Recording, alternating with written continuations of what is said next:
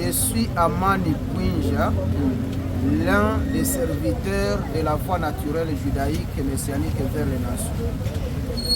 C'est pour nous une occasion de dire aux autorités provinciales qu'ils n'ont pas le droit d'aller enterrer nos morts sans notre avis. Et donc, depuis que le carnage a eu lieu, le 30 août 2023, nous avons prévenu cette situation. Nous avons demandé au gouvernement provincial que les victimes du carnage du 30 août devaient être enterrées à quelques conditions. La première condition, c'était la libération de nos compatriotes qui traînent innocemment dans la prison de Mouzenzi. C'est après leur libération que l'enterrement devait avoir lieu. Mais nous-mêmes, nous sommes surpris de constater qu'il y a déjà un communiqué qui annonce l'enterrement pour demain. Et donc, moi, en tant que serviteur de la FNJMN, je profite de cette occasion pour dire au gouvernement provincial que l'enterrement est quasiment impossible pour demain. Nous sommes les premières victimes du carnage qui a eu lieu le 30 août. Et par conséquent, avant l'enterrement, le gouvernement provincial doit nous contacter, doit collaborer avec nous afin que nous puissions trouver un compromis d'enterrement. On ne peut pas enterrer quelqu'un sans l'avis de sa famille. Cela ne s'est jamais fait en Afrique, sauf au Congo, où le gouvernement pense qu'il a le droit de le faire. Et donc, nous prévenons un éventuel problème qui peut surgir dans le cas où le gouvernement provincial pourrait forcer l'enterrement pour demain sans l'avis des fidèles de la foi naturelle judaïque messianique. Je pense qu'il faut être insensé pour penser comme cela.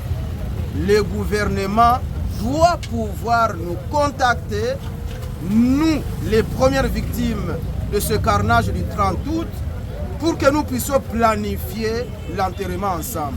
On ne refuse pas que les corps de nos compatriotes massacrés ce jour-là soient mis en terre, mais cela doit se faire en ordre et dans le respect de la dignité humaine.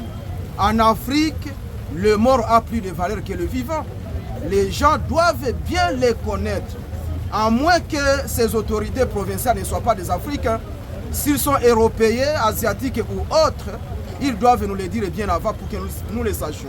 Je pense que ces gens doivent être sérieux envers eux-mêmes, ils doivent être sérieux envers le peuple congolais, ils doivent être sérieux envers le peuple africain pour ne pas enterrer demain avant de... Le gouverneur de province adjoint, c'est un humain comme nous. C'est quelqu'un qui réfléchit comme nous. Il ne peut pas le faire. Comment peut-il le faire? Bon, les gens qui sont morts ont des frères en prison. Les gens qui sont morts, les familles ne sont pas informées. Avec qui va-t-il enterrer? Ces gens, les morts, doivent avoir une cérémonie rituelle pour les Wazalendo. Alors, qui va faire cette cérémonie? Parce que nous apprenons par les réseaux sociaux, mais officiellement nous ne sommes pas informés. Pourtant, c'est nous qui allons faire des cérémonies rituelles de revoir pour ces victimes du 30 août 2023.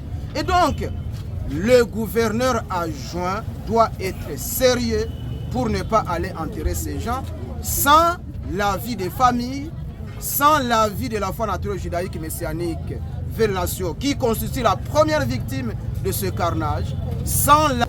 S'il a le droit d'enterrer nos morts, qu'il aille enterrer, mais qu'il attende les conséquences. C'est tout. Les gens doivent savoir que les morts ne sont jamais morts.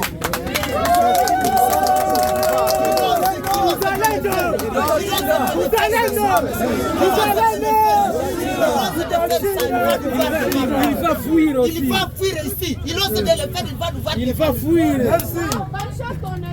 Il est humain comme les autres. Il va obtenir son